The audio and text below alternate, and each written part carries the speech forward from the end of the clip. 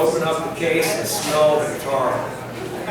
So you want to know, how did this make me play any better? I don't know. How was it an influence? It was. Because once I got the sound I was looking for, then I learned all the Ventures licks I could. And the frets dissolved because Steve Allen went into the rhythm guitars, and he was the most important part. He went into the Navy and to fulfill his obligation. And so we didn't have a band. But what happened was there was another guy, and it was the bass player from the Gems. Of course, the Gems had quit too and given up. And the guy was Ron Overman. So he started our group, the Randellas. And the Randellas was a singing group doing popular songs of the day, like Bonnie Maroney, Linda Lou, like that's Linda Lou, a riff from Linda Lou. But anyhow, so the Randellas picked up a little job in Waldo. The job we picked up was backing up a guy who came here for a one-night job, and he had a hit record on the charts. The hit record was called I'm In With The In Crowd. And the artist's name was Dobie Gray. So about that time I had gotten just good enough that I became, whenever these kind of jobs would pop up, I would become the musical director. And so I had to teach the guys how to do the song as quickly as possible. So we had, I don't know, we had a dozen songs. So we did our own thing and opened up for Dobie Gray and then brought him out. But then, anyhow, the Randellas acquired a singer because for 2 or 3 years we had a fighter detachment wing of the U.S. Air Force at the Walla Walla Airport. We had about 6 fighter jets and the crew running. And one of the guys was a singer. And the singer's name was Jeff Hawks. And anyhow, so we called the group Hawk and the Randellas. So we played around here, played these gigs and did all that stuff and went out of town. And I had the time of my life playing guitar and getting as much as $75 to $100 a night, you know, pretty much 55 years ago or better. And there are people working for less than that now, probably even here. But anyhow, so the Hawk and the Randellas became in a situation where we had to break up. And I can't remember the circumstances, but I don't think it matters.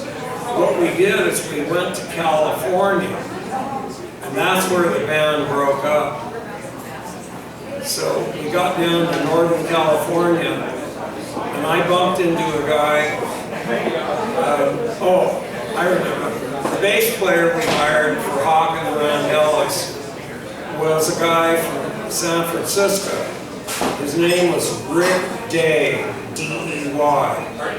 Nobody knows who Rick Day is, but I guarantee you know a song he wrote. The song was popularized by 2 groups. First by Paul Revere and the Raiders, and then later, much bigger popularity by an 80s rock act named Pat Benatar. The song was called Just Like Me. Well, Rick wrote the song. So anyhow, we're down in California. We just got there, and Rick had designs to bust the band up because he didn't like the drummer. And the drummer, of course, had co-signed for my equipment that had to be secured to go on to California because it was financed here. So he co-signed for it. So when the band broke up in California, I lost my Vox Super Beetle amp and my Vox Electric 12-string, but I did have my Guild Starfire guitar, which is the one that I traded for the Jazzmaster that my mom made me undo. Anyhow, I went through a lot of guitars. I've owned two Sunburst Les Pauls from the 1958 through 60 period, and they weren't particularly that pretty or anything, but either one of the guitars is worth well over $100,000 wherever it is. And I didn't know that, so you know, I never knew any of that stuff. I've had 3 Fender Broadcaster guitars. They're each worth, in fact, I think there's one of them in this town, and it was restored by me. But it's probably worth about $35,000 to $40,000 for a guitar that sold for $149 in 1952. Anyhow, so moving on, I'm in Hollywood with this band, the Sons of Adam, oh, wait a minute, this is crazy. First I gotta get out of the deal with Rick Day. So the Randellas broke up, and Rick knew this guy, Val Garay. Val Garay is still not anyone would know. But has anyone ever heard Betty Davis Eyes by Kim Carnes? Well, Val Garay produced and recorded that song and won a Grammy for it. And when we first hooked up with Val Garay, I actually thought he'd never amount to Hill of Beans. In fact, we had a disagreement over a hairdryer in the bathroom. We got into a fist fight, and that turned out okay. Anyway, we formed this band, and we played a couple of clubs, and then the band broke up. And then that is how I got to take the day trip to South San Francisco and hooked up with Jackie DeShannon. And then once I got hooked up with Jackie DeShannon, it just kind of rolled on from there. And if the Sons of Adam weren't playing, somebody would call me to come do mostly demo sessions is what I did. The album that I did with Jackie DeShannon, it's called Laurel Canyon. It's recorded in 1969. And you can look it up on YouTube. You can even hear my guitar solo on the fade out on Sunshine of Your Love. And the personnel on that record were fairly vast.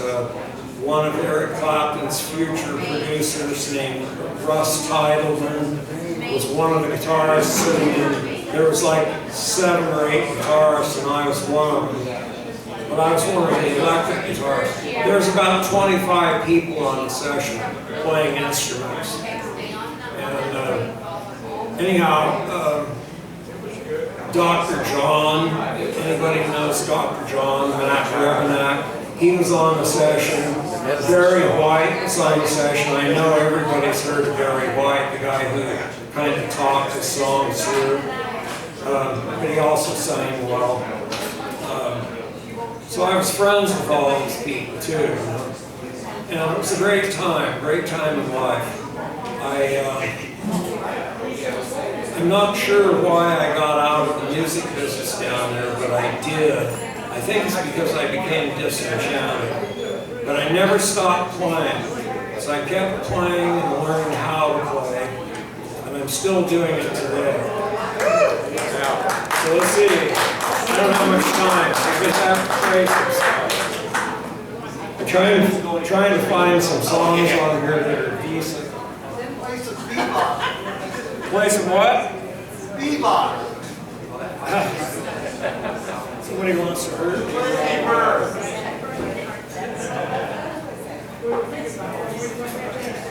Oh, let's see. Bebop, huh? Okay.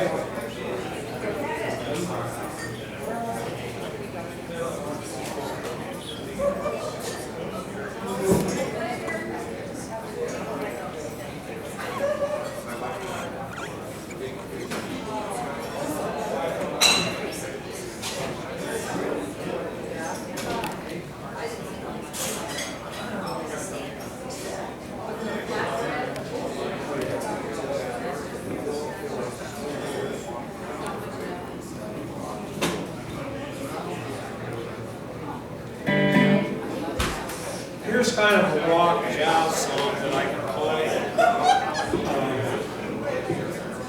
get the mic out of the way.